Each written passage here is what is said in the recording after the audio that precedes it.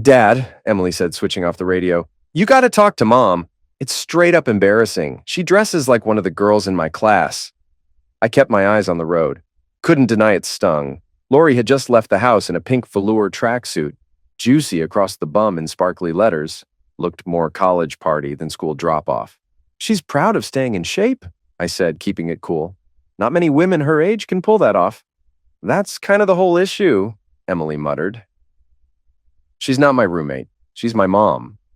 I didn't know what to say, mostly because I agreed with her. It wasn't just the clothes, it was the message.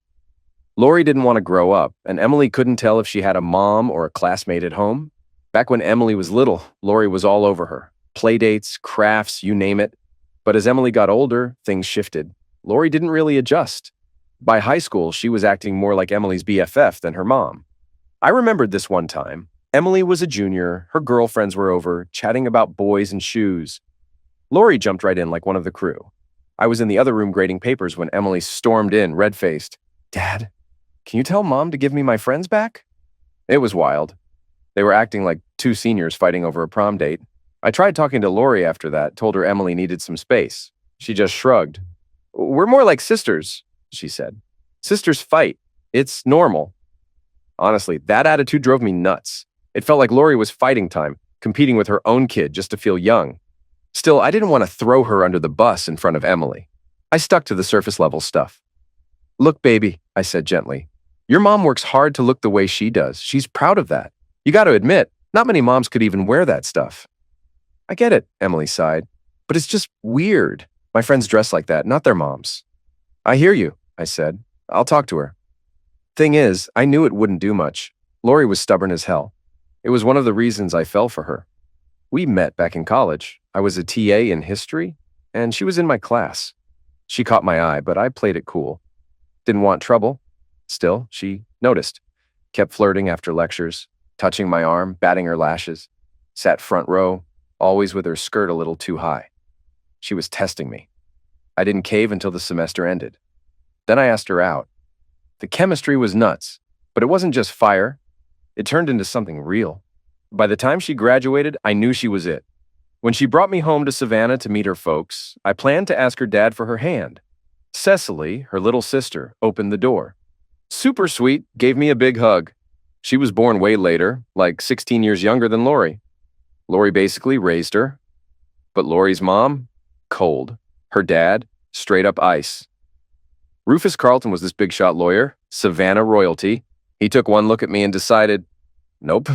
I wasn't it. Too poor, too liberal, too... Not him, I tried to explain. I wasn't some fringe activist, and I'd already landed a teaching gig in Atlanta. Didn't matter. He had plans for Lori. Country club husband, gated community, the whole Southern script. I wasn't in it. I was pissed. But Lori, she lost it. Didn't even wait out the weekend. Had a fight with her dad, grabbed her bag, and told me we were leaving. Now, that's when I really saw who she was. Fire in her gut. She'd never been her father's puppet, and she wasn't about to start now. I'm not letting that man run my life, she said as we drove back. Back at my place, Lori spun me around, hands tight on my shoulders. You still want to marry me? She asked, eyes locked, kind of pissed. Yeah, I said without blinking. Cool, let's go. Next thing I know, we're in the car, flying down to the Fulton County clerk's office. No delay, no waiting. Got the license, said our vows right there. Boom, married. Her dad lost it. Cut her off. No calls, no birthday cards, not even when Emily was born. Cold as ice. And it wasn't just him. The whole Carlton clan followed suit. Cecily wrote her once, asked Lori to make peace with their dad. Lori tossed the letter. Never replied. I tried patching things up over the years. Wrote. Called. Nothing. Silence. No doubt where Lori got that hard-headed streak. I was deep in that memory when I noticed we were pulling up to campus. Emily's summer job at the bookstore. I'd pulled a few strings to get it for her. She popped the car door open. I grabbed her arm. Hey, what time should I swing by later? She paused, smiled a little. You don't gotta. I'll find my way home.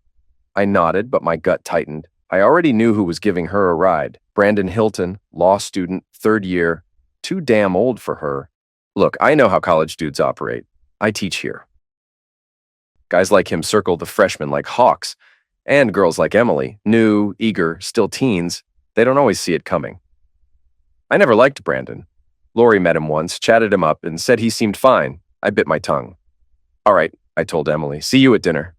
I watched her walk off, then headed to the history department, still feeling off. I didn't think Emily was some wide-eyed innocent. I figured her last high school boyfriend had already crossed that line with her. But Lori and I had been straight with her about Zex, and Lori had made sure Emily was on the pill, so at least she was safe. Still, I wished Brandon would vanish. Back in my tiny office, I tried to lose myself in work. College paperwork never ends, even in summer. But I was hyped. I finally convinced the department head to let me teach an elective based on my dissertation. Vigilantism. My idea?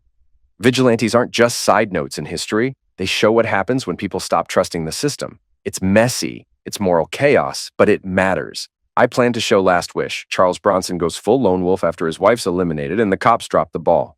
Then to balance it, we'd read the Oxbow incident. A posse hangs the wrong men. Fast justice, bad ending. First class went smooth. Kids liked it, loved the action, but they got the deeper stuff too. I left campus feeling good. That lasted until I got home. The door slammed. Emily ran to her room, crying. I knocked. Em, can I come in? Okay, Daddy, came a muffled voice. She was face down on the bed, shaking. I sat beside her, pulled her close. She clung to me like she used to when she was 5 and scraped her knee. Her tears soaked into my shirt. What happened, baby girl? She sniffled. Brandon dumped me. I held her tight. I'm so sorry, I said. Truth? I wasn't. Dude was trash. But I couldn't say that now, not while she was hurting. I stayed quiet, just rubbed her back, let her cry it out. Then I heard Lori come home. Figured maybe a mom's voice could help, so I slipped downstairs. We had a bit of a meltdown, I told her. Brandon ditched Emily. She's wrecked. Lori raised an eyebrow. Good. About damn time, I blinked. Wait, I thought you liked the guy? He was wrong for her, she snapped. Too smooth, too slick. She'll be better off. You gonna say something to her? Nah, let her cry it out. She'll bounce back. I didn't expect that. I figured she'd be soft, huggy, mom mode. But nope, that job was mine today. I hope you're right, I said. Emily skipped dinner that night. Next morning, she had a little toast, then got sick and went right back to bed. I called the bookstore, told them she was out sick. Lori said she'd be fine. I hope she was right. Emily went back to work the next day, but she barely touched food, gave up on breakfast completely. I figured it might be the flu, but she said she was fine, so I backed off. Truth was, she was still wrecked over Brandon. But yeah, she did seem a bit better. That lasted until Friday. I stayed late at the office, trying to knock out a few things so I could keep the weekend clear. Got home close to 6. Dropped my bag in the study, went looking for the girls. Emily's door was closed. I heard crying again. I knocked soft. Em? It's me. I cracked the door. She was on the bed, face red, tears running. When she saw me, her face crumpled, and she ran into my arms, sobbing hard. Hey, baby, talk to me. What's wrong? She buried her face in my shoulder. Then slowly she looked up, eyes wide, scared. Oh, Daddy, her voice cracked. I'm pregnant. My head spun. I turned, sat next to her on the bed, could barely think. What came out of my mouth next? Dumbest things I ever said. Are you sure? How did this even... She didn't even blink at how stupid I sounded. I took a test yesterday, came back positive. Went to the clinic today. They said I'm 6 weeks. But you've been on the pill. I told the doctor that. She said it doesn't always work. I guess I'm the lucky one. I pulled her in tighter. In that moment, we both wished she was still 5 and this was just some bad dream. We sat there a long while, quiet, just holding on. Finally, I looked at her. Does your mom know? She shook her head. She's not home yet. Of all the nights for Lori to be late, I glanced at the clock. 7 o'clock. Come on, let's get some food. We went to the kitchen, found some leftovers, ate in silence for a bit. Then I asked, Did you tell Brandon? Her face darkened. I tried. His number's dead.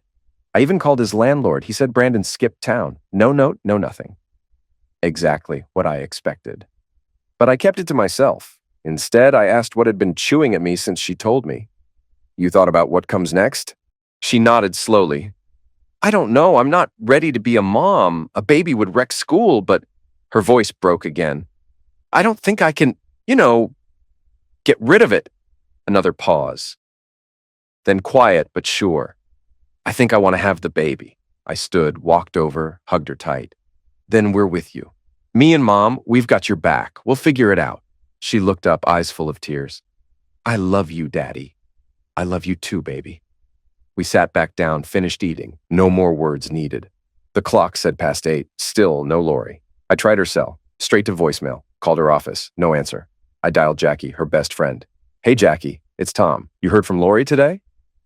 Jackie sounded surprised. No, not in a few days. Thought she was with you. She left work this afternoon for a meeting. She hasn't come home. After I hung up, Emily looked at me, nervous. Is Mom okay? She probably had a meeting or interview. Might have told me and I forgot. Truth? I didn't believe that. I felt something off, but Emily didn't need more stress. We went to the living room, turned on the TV. Some cheesy talent show was on. We watched and joked about it like we used to, like everything was still normal, even though it wasn't. By the time the show ended, Emily was nodding off. You've had a day, I said, soft. Get some rest. I'll tell Mom when she gets back. We'll talk more tomorrow. She nodded and went to her room. I stayed up, waiting.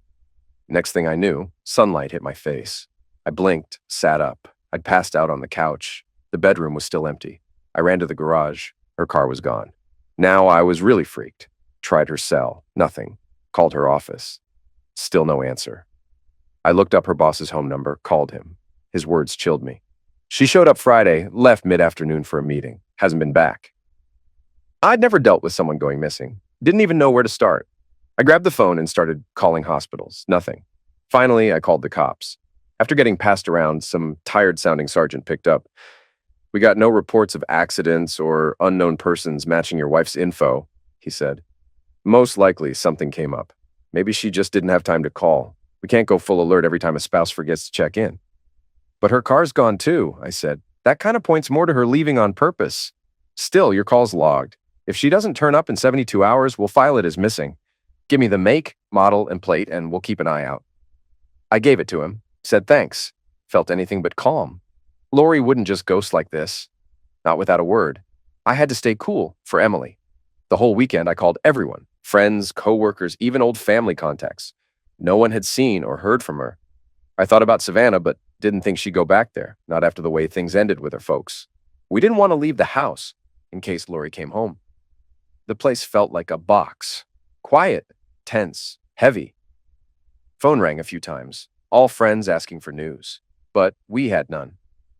Monday came. Emily's nausea was still bad, but she figured skipping breakfast helped. I switched to cold cereal, kept the kitchen smell-free. Still brewed coffee. Old habits. You sure you don't want to go to work? I asked. She looked worn, but nodded. Yeah, might help. I dropped her off. My first class wasn't till 1. Around 10, the phone rang. Same cop from before. Mr. Manning, heard from your wife yet? No, still nothing. All right, it's been 72 hours. We're opening a missing persons case. Can you come down and fill out the forms? Yeah, on my way. At the station, a detective walked me back to his desk. Thought I'd already told them everything, but he wanted more, way more. Where she went, what mood she'd been in. Stress, fights, any new habits? It felt endless. Then, just when I thought we were wrapping up, he said real casual.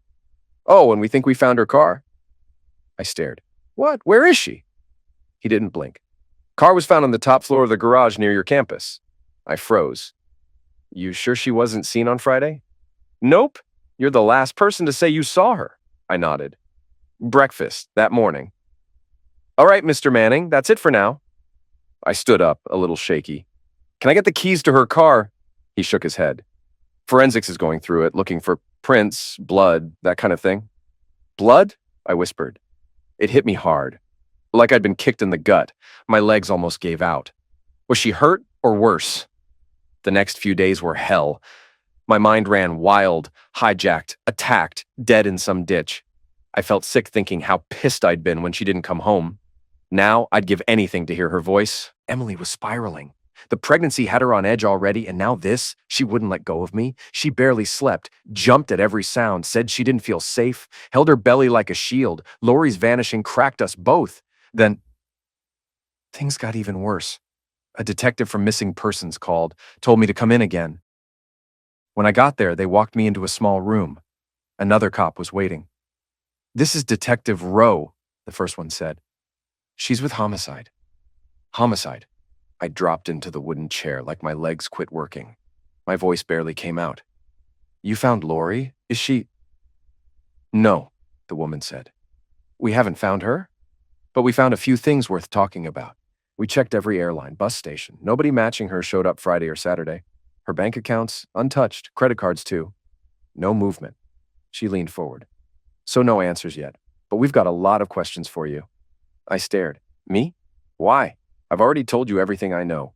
She left work that day in her car, Rose said. That same car was found on your campus. We dusted it. Only prints in there were yours and hers, so how do you explain that? I blinked. What do you mean? I've been in her car plenty of times. I drove it last week. Why wouldn't my prints be there? She didn't flinch.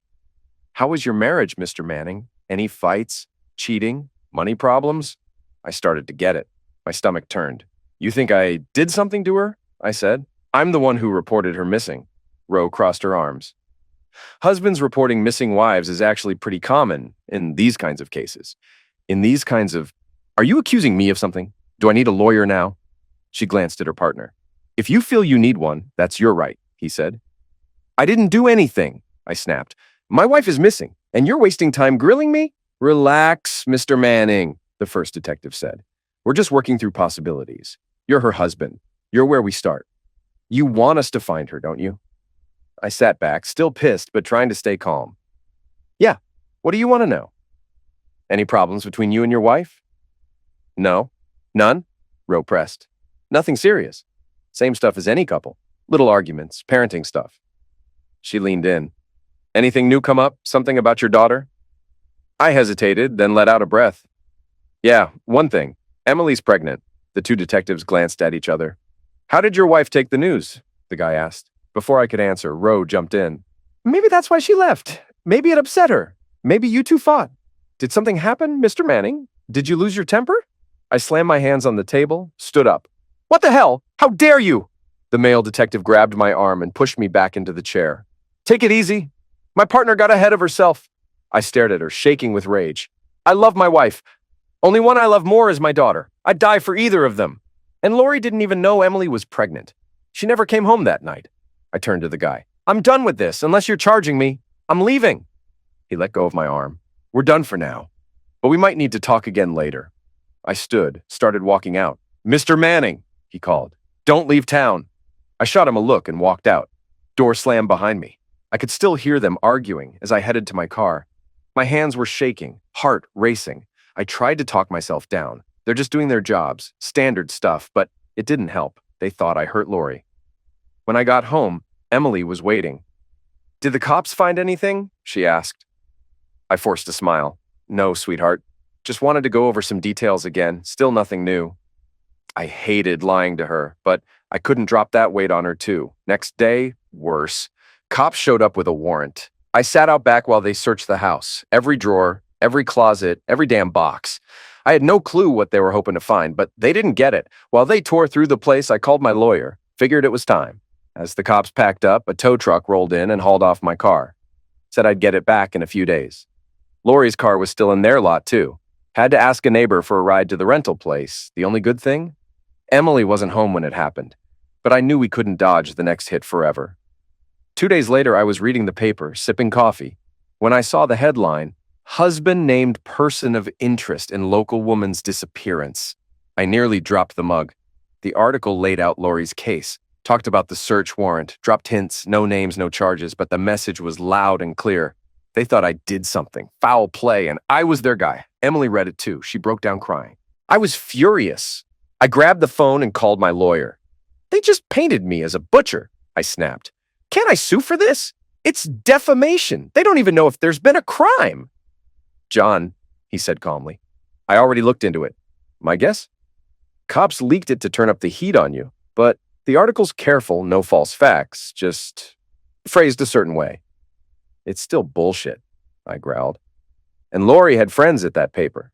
I know, he said. You've just got to be patient. Let it play out. I muttered, which?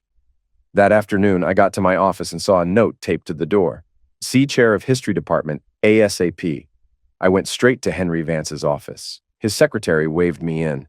He didn't waste time. John, he said. With everything going on, we think someone else should finish your summer course. For now. I kept my voice level. Lori's the one missing, Henry? Not me. I can still teach. I get that, he said. But with all this attention, it's not a good look. Not for you, not for the department. I stood. So I'm guilty till proven innocent, huh? That's not what You teach American history, I cut in. You forget how justice is supposed to work? He tried to speak, but I kept going. I'm teaching a class on vigilantism, and here you are, ready to string me up with no proof. Come on, John. Does the dean back this? Did you even check with faculty senate? Or are you just winging it? He didn't answer. Well, unless you've got orders from the top, I'll be in my lecture hall at 1. And if you try to stop me, I'll raise hell. You'll be the one looking for a new job. He sank into his chair. I care about this school, Henry, I said, softer but firm. I wouldn't do anything to hurt it, but I'm not going to sit back while you throw me under the bus. Then I walked out. No one stopped me on my way to class. No security, no admin, just students, packed room. Felt weirdly good, like maybe I still mattered. I had planned to lecture on vigilantes versus terrorists, but instead, I told them what had happened, about the article, the meeting with Vance, the vibe on campus. Then I asked, can the press act like vigilantes? Where's the line between truth and blame? We talked about Hearst, how his newspapers helped start a war. He never fired a shot, I said, but historians say he lit the match. Then I asked, what about my department chair? Is he protecting the school or jumping to conclusions? It turned into a real talk. Honest, heavy. Students didn't want to leave when it ended. I hated being in this mess, but at least I turned it into something useful. A teachable moment, but outside the class, things were worse. After Lori first went missing, our phone rang off the hook. Friends, family, all offering help. Now, dead quiet. One article turned us toxic. People stayed away like we were contagious. Then the phone rang again. I picked up. You fool! A voice roared. It was Lori's father, Rufus Carlton. What the hell did you do to my daughter? He yelled. I took a breath. Evening to you too, Rufus. Nobody knows what happened to Lori. We're doing what we can. Don't feed me that crap. The husband always does it. I knew you were trouble from day one. She chose you over her family. And now look, she's gone. And I swear we're going to find out what you did. I've got people on this. You won't walk away. I snapped. I hear you, Rufus, loud and clear. But let me say this. You didn't know me back then, and you sure as hell don't know me now. You cut Lori off for 20 years. You want to play the grieving dad now? Spare me. He started to shout again, but I slammed the phone down so hard the echo bounced off the walls. Then I dropped into my chair, shaking. I was done being blamed, done being cornered, and still, no sign of Lori. Each day that passed, it felt like Lori was further out of reach. Hope was dying slow. I was barely holding on until Emily gave me a reason. One night, she sat next to me on the couch and said, Daddy, I want to take a Lamaze class. Learn how to do this whole birth thing, but I need a partner, and I don't really have anyone else. Will you go with me? Of course, I said. Didn't even think about it. A few nights later, we were in a hospital conference room surrounded by couples. Some of the moms-to-be looked like they were about to pop. It hit me hard. This was really happening.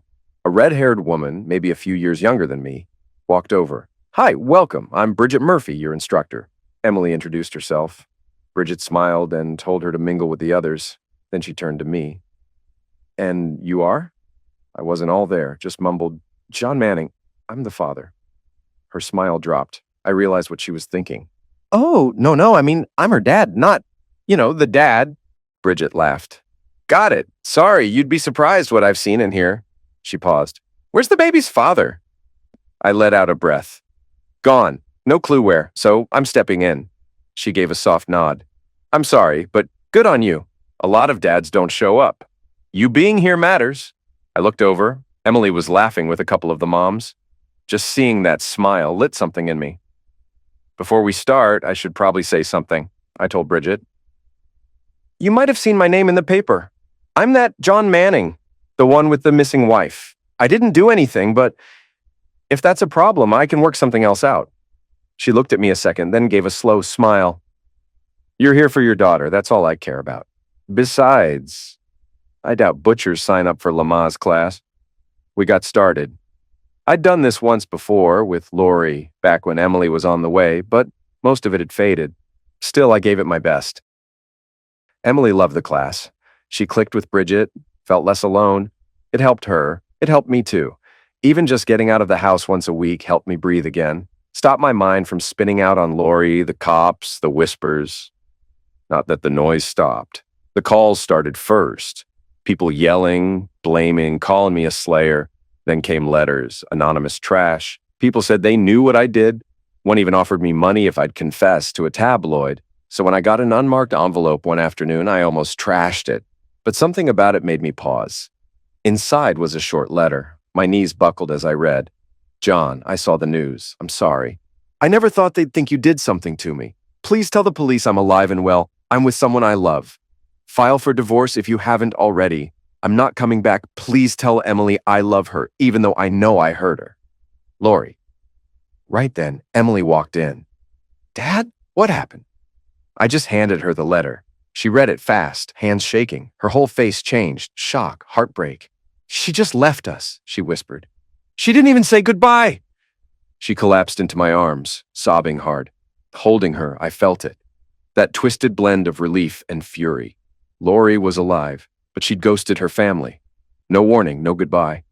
Emily wiped her face and sat up. We have to take this to the cops right now. She was right. I grabbed my wallet and keys. She met me at the door. I'm going with you, she said. I didn't argue. In the car, she sat quiet, holding the letter tight. Then softly, Are you going to divorce her? I looked over. She was barely holding it together. I'll talk to the lawyer, see what he says. I think you should, she whispered. I really do. She reached for my hand. We held on the rest of the way. At the station, we didn't call ahead, but luck hit. The missing persons detective was in. I asked for the woman from homicide, too. The one who'd been dodging me since day one. And they finally brought her in. We sat down across from them. I pulled out the letter and slid it across the desk. This came today. The guy read it, then handed it to her. She read it flat, no emotion. Then she looked up and said, You could have written this yourself. My blood boiled, but I stayed calm. Sure, I could have. Maybe I flew to New York, mailed it to myself. Did you miss the postmark? Before the woman cop could say anything, Emily pulled another envelope out of her purse. And before you accuse my dad of faking that letter, she said, here's one Mom wrote me when I went to camp. Go ahead, compare the handwriting. The first detective laid the two letters side by side. His partner leaned over to look. They shared a glance. Then he turned to us. We'll send it to the lab to confirm, he said. But yeah, looks like this closes the case. He held out his hand. Sorry for the heat, we had to check. I shook his hand, barely. When the woman cop offered hers, I looked past her and walked out with Emily. No one made an official statement, no press release, no apology. Sure, I was no longer a suspect, but there was no cleanup. My name was still trash and nobody cared. I had my lawyer call the paper, threatened a lawsuit. They agreed to print an update, but not on the front page. No headline, just a 2-line blurb buried in the back. Missing wife found to be runaway spouse. I stormed into my lawyer's office, slammed the paper on his desk. When they thought I eliminated her, it was front page. Now this? 2 damn sentences. He just shrugged. That's how it works, John. Homicide sells. The truth? Not so much. I made copies of the note and mailed them to everyone who'd turned cold on us. Dropped one on Henry Vance's desk. He actually looked guilty when I saw him. Congrats, he mumbled. I laminated a copy and stuffed it in my wallet. I was ready if anyone ever brought it up again, but I didn't send one to Rufus Carlton. Let him figure it out himself. One good thing came out of it. Once the letter was confirmed, I filed for divorce. Grounds desertion. It went through fast. No contest, no fight. Legal stuff was finally clean. Emily and I kept going to Lamaze class with Bridget. A few weeks in, we started grabbing coffee after. One night, Bridget shared her story. She'd married her college boyfriend. He was sent to Afghanistan and died in a blast. She was pregnant when it happened, and then she lost the baby too, but she didn't break. She got her degree, became a nurse, trained in midwifery. Now she helps other women bring life into the world. I sat there stunned. As a teacher, I have to say, you've got a real gift. You teach stuff that's hard, you make it stick. She smiled. That's just because I've got motivated students. But I knew better. It takes more than students. It takes heart. And she had it. Driving home one night, Emily turned to me. Did you notice what Bridget was wearing? I blinked. Her scrubs? No, Daddy, she changed. She had on jeans and makeup. Oh, I said, that's nice. She gave me a look like I was clueless. She dressed up for you. She likes you. Oh, why would she like me? Emily groaned. Because you're a decent guy. You've been through hell, and you're still here. You should ask her out. It's time. I had thought about dating again, but I hadn't done anything. Everyone I knew was married. The single women on campus were closer to Emily's age, and I wasn't about to go down that road. But Emily kept at me. So after the next class, I waited till everyone left. Then I walked up to Bridget. Hey, I said, would you maybe want to go out sometime? She smiled. You mean like coffee? More like dinner, maybe a movie. She grinned. With Emily? I laughed, a little nervous. No, I mean, just us, unless you want Emily to come. She laughed, full on this time. Just us, John. That sounds nice. And just like that, I was dating again. I took it slow. It had been over 20 years. Lori and I had been fire and drama and highs and lows. I couldn't do that again. Bridget was calm, steady, honest. She didn't play games, didn't need constant praise. She was nothing like Lori, and that was a good thing.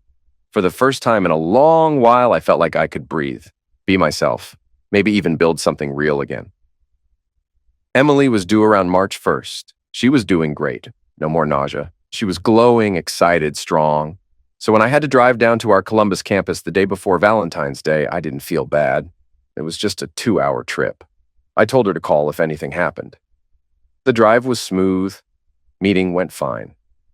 Had a late lunch with the other faculty. Before heading home, I pulled out my phone. Dead. Battery gone. I hadn't even noticed. I borrowed a phone, called Emily. No answer. That's when my gut tightened. Something felt off. Next, I called Bridget. Her voice wasn't calm like usual. Thank God you called, she said. Emily's water broke right after you left. She's in full-on labor. She's at the hospital. Get here safe, but fast. My heart dropped.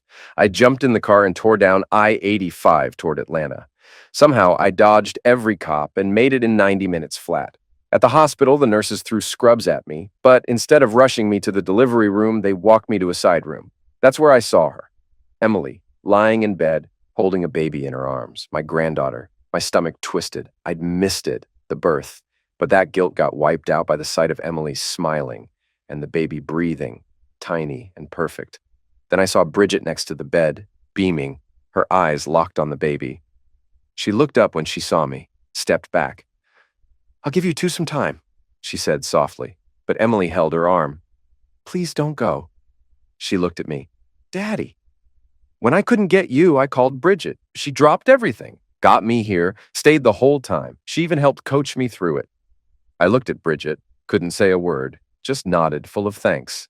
Emily smiled at both of us. I've picked her name, she said. Bridget Valentine Manning. Then she turned to Bridget. If that's okay with you. Bridget's eyes filled. I'd be honored, she whispered. Emily looked at me again. Want to hold your granddaughter? I nodded. Been years since I held a baby. She was so small, even smaller than Emily had been. Her face was red and scrunched, her breath light and fast. As I looked down, I made a quiet promise I'd protect her. I'd be here no matter what. She came into the world in a storm, but she was here now. That's what mattered. I started learning fast why young people have babies. The first weeks were brutal. Emily was doing great, but she still needed help. Newborns are nonstop, late-night feedings, diapers, crying. Some nights I walked into my lectures with 2 hours of sleep and a cup of cold coffee. Emily tried not to complain, but I could see it. She was tired, deep tired. Breastfeeding took everything out of her. Bridget reminded us often that alone drains most new moms. But we kept it together. Baby Bridget got bigger, stronger. We figured out a rhythm. Not perfect, but it worked. Bridget Murphy kept showing up. She helped Emily get into parenting classes, which changed everything. By month 2, Emily was getting out of the house again, baby in tow. She was smiling more. She was healing. One afternoon, Emily was about to head to one of her classes. I heard the doorbell. Figured she needed help with the stroller or the car seat. I opened the door and froze. It was Lori. Ever since I'd received her letter, I'd imagined what I'd say if I ever saw her again. I'd rehearsed every bit of fury, every cutthroat line, every word dipped in poison. But when I opened the door and saw her standing there, older, tired, worn, all I could do was stare. "Hey, John," she said, barely above a whisper. "Can I come in?" I should have slammed the door in her face, but instead I stepped aside. She brushed past me like she never left, sat down on the couch like it was still hers. She looked like crap, not enough to feel sorry for, just enough to see the years hadn't been kind. Her makeup was barely doing the job, her clothes dull, her hair tied back like she didn't even care anymore. It was weird seeing her like this. Human, regular. Emily would have called it karma. I leaned against the wall, arms crossed. Let the silence cut a little deeper before I said, "You've got some freaking nerve showing up here."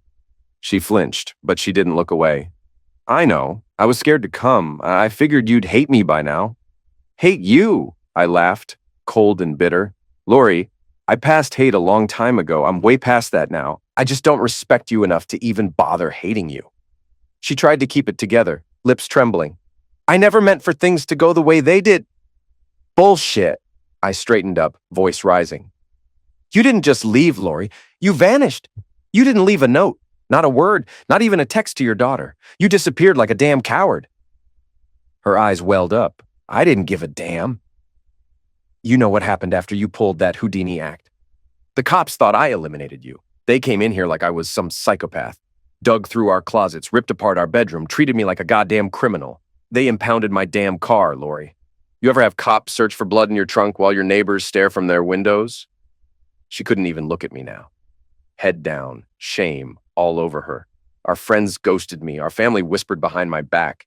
People spit on me in public. Emily got called a Slayer's kid at school. I lost clients. I lost friends. I almost lost everything. And the whole damn time you were shacked up in some fantasy F-pad playing house with Brandon Fing Hilton.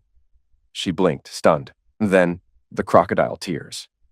Always so good at turning it on. "I didn't know it was that bad," she said, voice shaking. "I swear, John, I didn't know all of that happened. I thought you'd be angry, but I didn't think." "Of course you didn't think. You never do. You just act, then whine when it all comes crashing down. That's you in a nutshell, impulsive, selfish, and always the F-sufferer." "I didn't plan it," she whimpered. "It just started with Brandon. It was dumb flirting. I didn't mean for it to turn into something. I just felt—" "You felt young," I snapped. "Isn't that what this was all about? You wanted to feel young again, so you stole your own daughter's boyfriend. Who the hell does that, Lori?" Her voice cracked. "I didn't mean to hurt Emily. You didn't mean to hurt her? You slept with her boyfriend, made him dump her, then you ran off with him. You didn't just hurt her. You humiliated her. You broke her. I made Brandon end it with her," she said quickly. "I thought that would make it easier." Don't freaking do that," I said, stepping closer. "Don't twist it like you were being some protective mother. You didn't do it for Emily. You did it for you. You wanted to prove you still had it. That you were still hot crap. That you could take what wasn't yours, even if it was your daughter's." She started sobbing, face buried in her hands, but I wasn't done, not even close. "And after all that, you just left. No goodbye, no suitcase, just hopped in a car with him and took off like this was some movie." She looked up, eyes red. "It wasn't like that. I was at work, and I left early to see him. He said he was leaving town, and I begged him not to go. Then he said, 'Are you coming or not?' And I didn't even think. I just went." "You just went?" I repeated, cold as ice. "With nothing?" She hesitated. "I had a gym bag, a few things I kept at his place." That one little detail hit harder than everything else. She'd been planning this. She had a damn go bag at his apartment like a cheating spy. "And money?" I asked. "You didn't touch our accounts, so how the hell were you living?" Her voice dropped. "He has money, trust fund, and I had some too, in a private account, under my maiden name." I got up, started pacing. My hands were trembling, my jaw clenched so tight I thought I'd crack a damn tooth. The more she talked, the more I felt sick to my stomach. I used to think that wild streak in her was hot, electric. Turns out it was just a fuse waiting to blow everything the hell up. I walked past the window and glanced outside. There was a beat-up black SUV sitting at the curb. Tinted windows, engine running. I turned slowly. He's out there, isn't he? She looked up fast, almost startled. No, that's Jackie. She drove me. I stared at her, let the silence sit for a second. Oh, I muttered, deadpan. And your little boy toy lover? The future you threw your whole damn life away for? Her face twisted. He left me. I laughed, short, cold. Of course he did. She kept going like she didn't hear it. One day he said he had some new opportunity and that I wasn't part of it. Just packed up and ghosted. Left me stranded in freaking Brooklyn. I tried to make it work. I really did, John. I was working 2 jobs, sleeping on floors. I cocked my head. So he dumped you just like you dumped us. She flinched. Karma's a mean witch, huh? I said, voice flat. I guess it is, she muttered, not looking at me. She stood slowly, walked over to the window and gave a little wave. I asked Jackie to come in. I narrowed my eyes. Why? She turned back, her voice suddenly firmer like she rehearsed this speech. I know I've been selfish. I know I screwed everything up, John. But don't think for a second I don't regret it, especially leaving Emily. That's what kills me the most. No, I said coldly. What kills you is the consequences. You don't regret what you did. You regret being caught in it. You don't get it. No, you don't get it.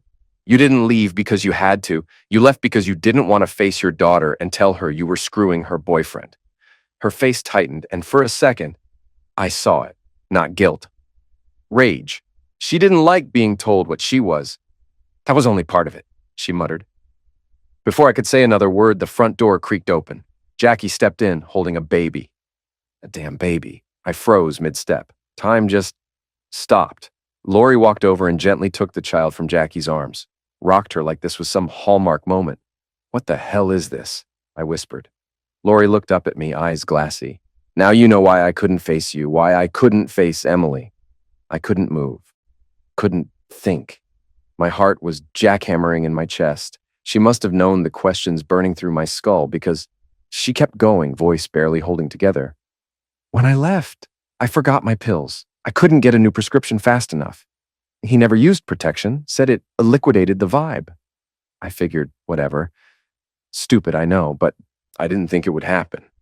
And yet, I said, barely containing my fury, here we are. She bit her lip, clutching the baby tighter. So, I spat, did Brandon leave before or after he knocked you up? Before she could answer, we heard the door from the garage swing open. Emily's voice echoed through the house. Hey, Dad, whose car is parked outside? Then she stepped into the living room, baby Bridget in her arms. She froze. Her whole body went stiff. Her face dropped. Eyes went from me to her mom to the baby in Lori's arms. Silence. Heavy. Brutal.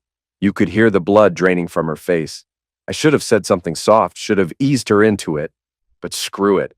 I couldn't. I was too angry, too hurt, too done. So I looked right at her and said, flat as a knife, look who your mom brought with her. Emily blinked, confused. I nodded toward the baby. Your new stepsister, Lori gasped. Jackie went pale. But Emily? Emily didn't move, just stood there holding her own child, like the air had been sucked out of the room. I took a breath, then twisted the knife. Lori, I said with all the venom I could muster. Meet baby Bridget, your granddaughter. Took a few seconds for what I'd said to sink in. Then both women broke down crying. Of course, the baby started crying too. Even Jackie was sobbing. I felt my own eyes sting, but I was too tired. Too numb. I just walked out, collapsed on the couch in the hall.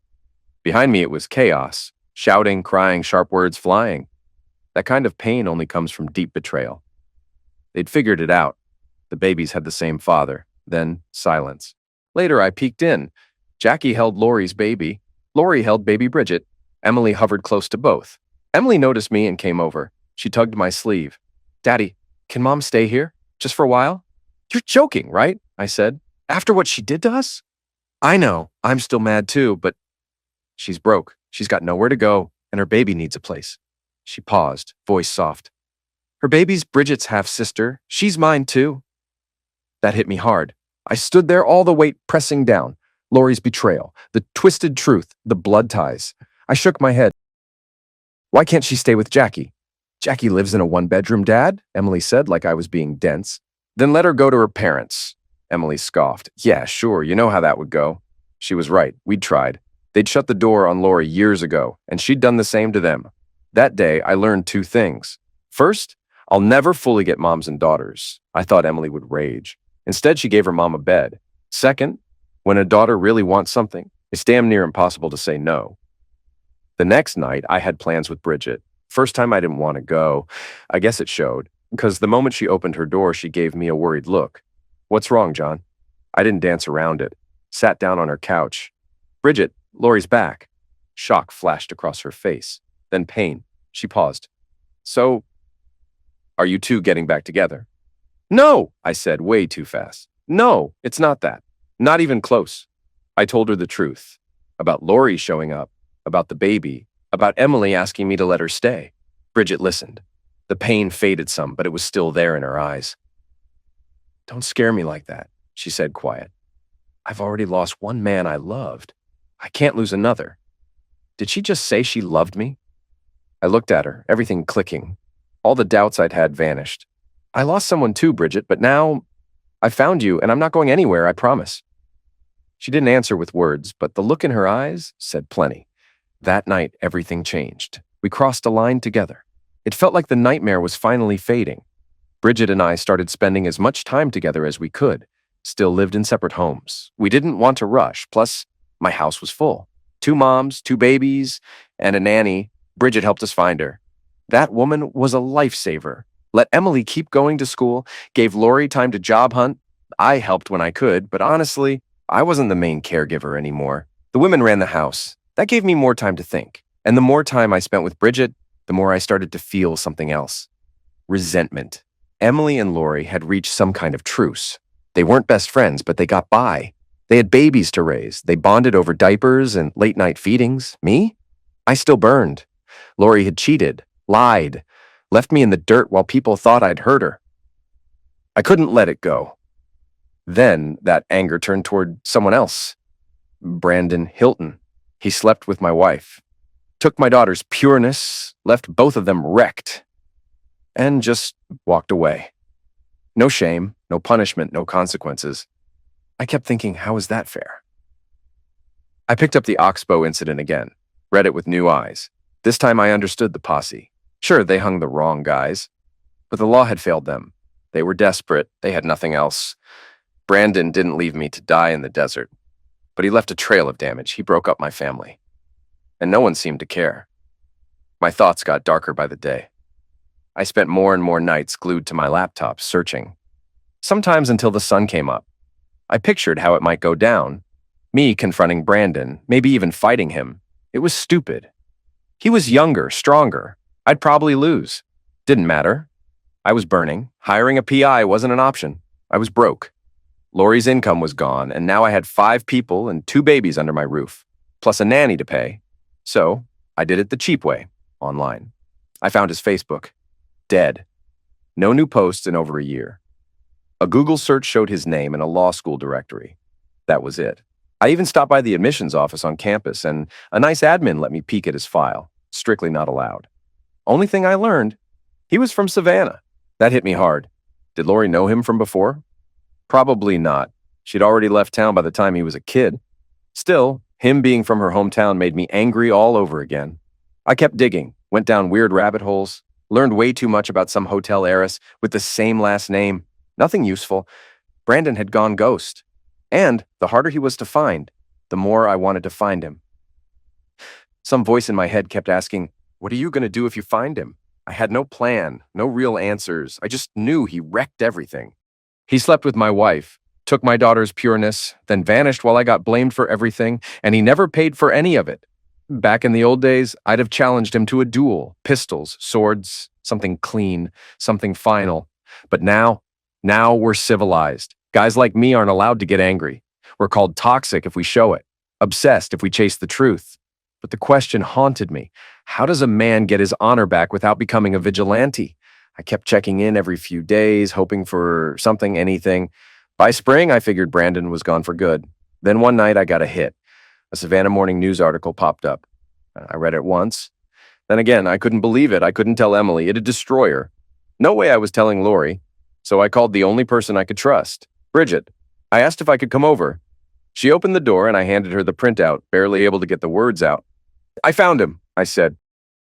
You're not going to believe what he did. She read it fast, eyes scanning, then looked up, confused. He's getting married? John, I know you hate the guy, but so what? I stared at her. Of course, she didn't know. Bridget, Lori's maiden name is Carlton. He's marrying Cecily Carlton, Lori's little sister, Emily's aunt. She froze. Hand flew to her mouth. Oh my God. Why won't he leave the Carlton women alone? It's like he's out for revenge. I shook my head. I don't think it's on purpose. He probably doesn't even know Lori's last name was Carlton. She and Emily always used Manning around him. Bridget frowned.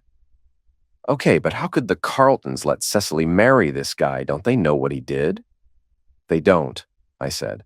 Lori barely talks to her family. They might know she's alive now, but I doubt they know who she ran off with. Rufus probably thinks his daughter's marrying some clean-cut Savannah lawyer. Bridget looked at me serious.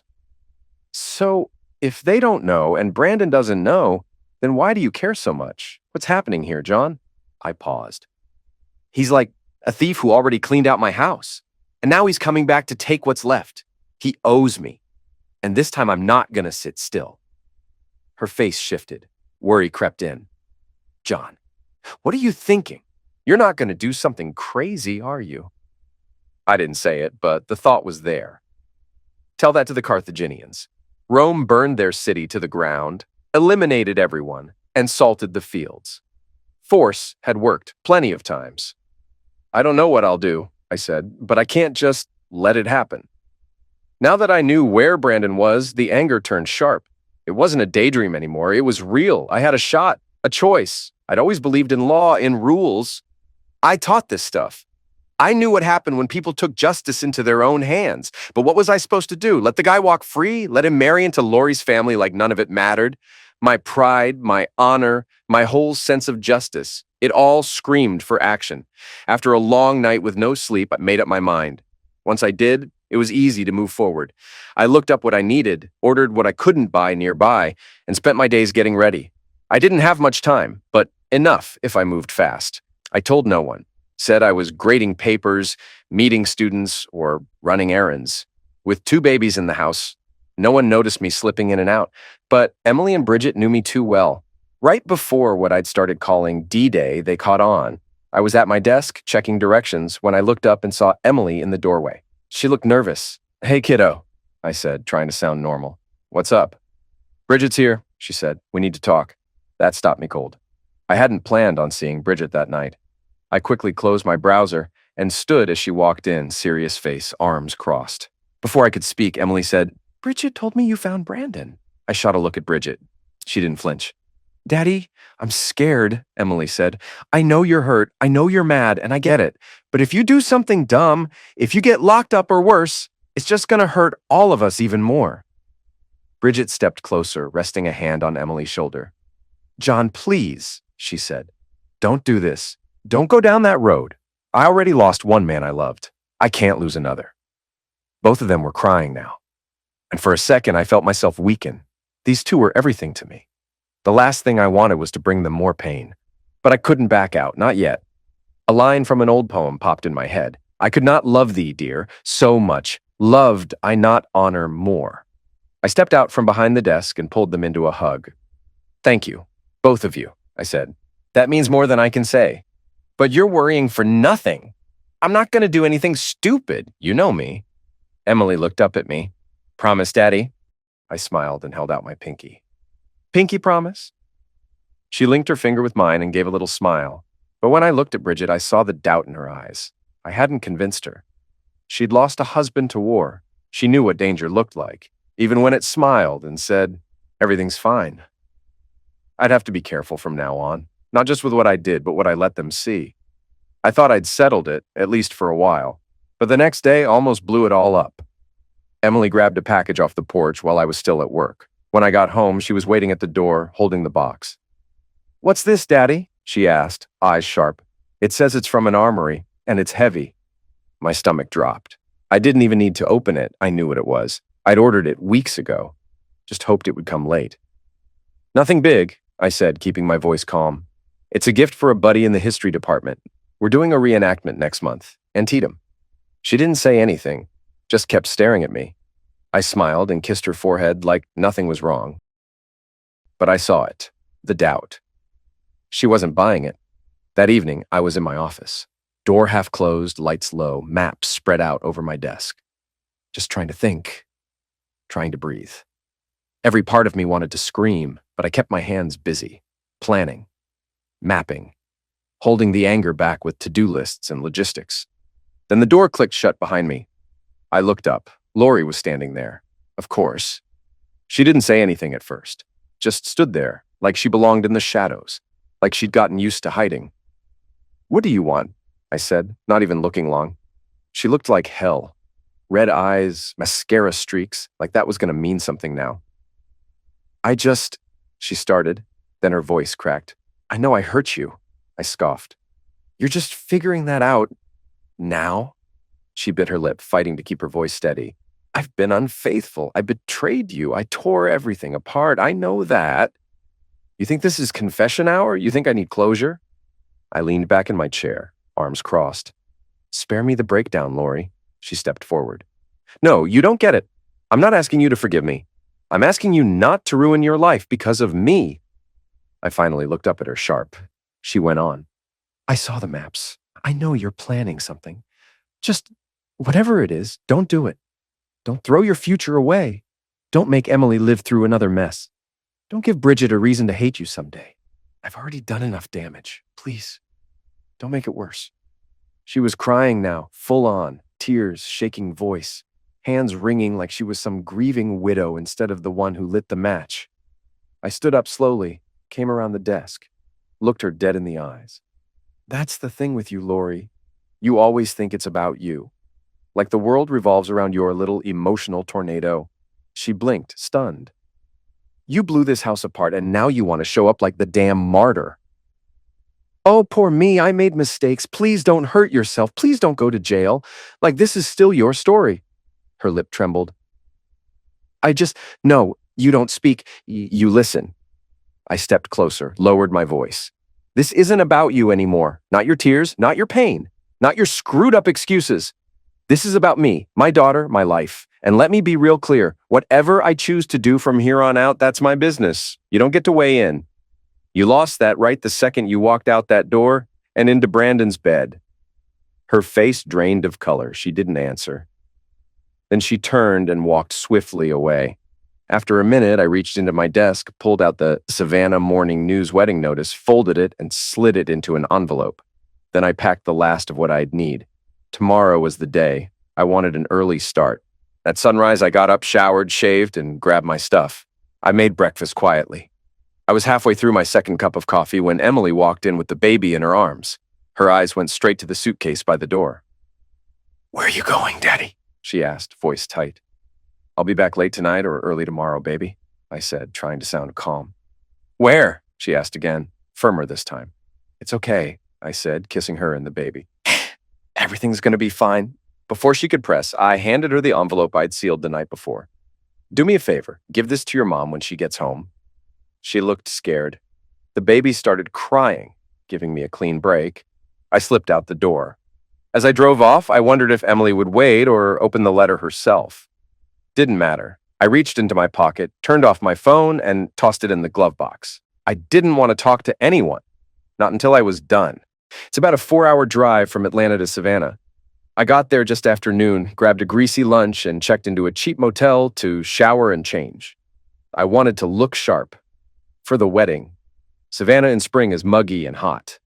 The ocean breeze helped, but not much.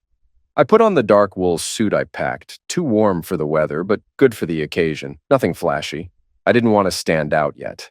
I cranked the AC in the car, but the second I stepped out and headed toward the cathedral, I started to sweat. I buttoned my jacket and waited near the steps with a few other guests blending in.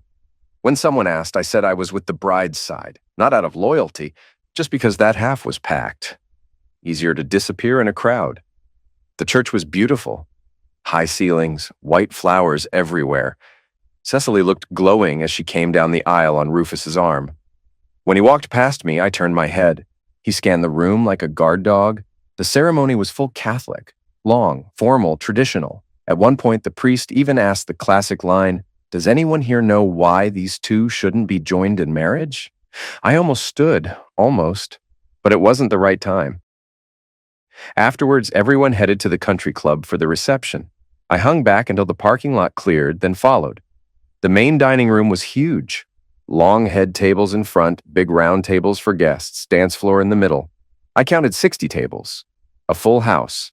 I slipped into a seat at an empty table near the back, probably meant for staff or distant cousins. No one questioned me.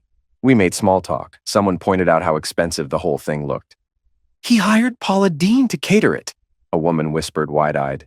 I believed it. The food was amazing. I thought, if this is my last meal, at least it's a good one. Dinner ended. Wine glasses were cleared. Champagne came out. I took a glass, but barely touched it. Just enough to steady my nerves, not cloud my head. Then it started. Rufus tapped the mic and made some loud, proud remarks. People laughed. Then he opened the floor for toasts. One by one, people got up. Friends, family, all saying the same thing with different words. Then the best man asked, "Anyone else want to say a few words?" I stood. "I got one," I said, raising my glass. Heads turned as I made my way toward the front. I kept my tone light, smiling just enough. "We've heard some great stories today," I said into the mic, "all about the past. I'd like to say a few words about the future of Mr. and Mrs. Hilton." A few polite laughs. "And by future, I mean kids." More chuckles. "I think this couple will have lots of kids. Can't speak for Cecily, but I know Brandon's got no problem in that area." Laughter stopped. A few confused looks, then murmurs. "I say that because Brandon's already fathered at least 2 kids I know of." Gasps. Noise spread through the room like a wave. Mrs. Carlton let out a loud sigh. Rufus turned, eyes locked on me. "You're John Manning!" he barked. "You're not invited! Get off that stage!"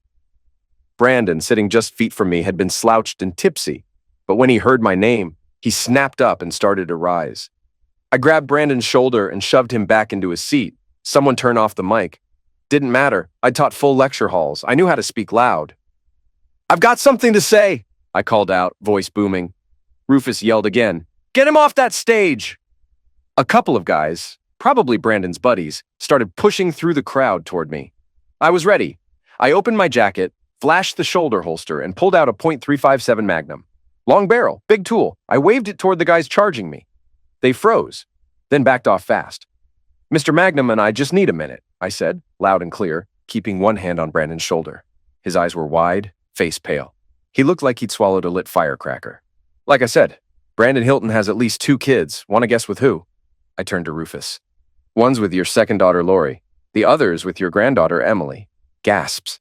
Then a scream from the bride. I looked straight at her. "Yeah, Cicely, that's right. He knocked up your sister and your niece." She collapsed, face in her hands, crying hard. I actually felt bad for her. She didn't deserve this. But the rest of her family, no sympathy. I looked down at Brandon. "You always do what you want, huh? Somebody else's wife, somebody else's daughter, no shame, no consequences. Well, not this time." I grabbed a fistful of his hair, yanked his head back, and set the tool down on the podium. And then I pulled out my Bowie knife. The blade gleamed under the lights. Long, curved, sharp. The crowd gasped. Brandon flinched, hands up, scared stiff. Perfect. I yanked a few strands of hair from his head, stuffed them into a plastic bag, and held it up. Should be enough for a DNA test. He slumped in his seat, a dark wet spot spreading on his pants. But I wasn't done. I reached into my jacket again and pulled out 2 thick envelopes, slammed the first one into his hands. "Brandon Hilton, this is notice. You're being sued to prove paternity for the child you made with Lori Carlton Manning. You're officially served." Then the second. "And this one? For the child you had with Emily Manning, served again." He just sat there, mouth open, too stunned to speak. I leaned in. "Quiet now. Don't run. Georgia Child Welfare knows. Once the case is filed, they'll chase you down. You'll be paying for those kids for a long, long time." Then I turned to Rufus, still sitting there, red-faced and shaking. "Congrats on the new son-in-law, Rufus. Real solid choice." Then I heard a scream behind me. I spun. Brandon had lunged forward and grabbed the Magnum off the podium. He aimed it at me, pulled the trigger. Click. Nothing. I didn't even blink. "Don't try to shoot me in the back, Brandon," I said. "It's not real, just a prop. Thought you'd like it. Wedding gift." Then I turned and walked out, leaving the whole room in chaos.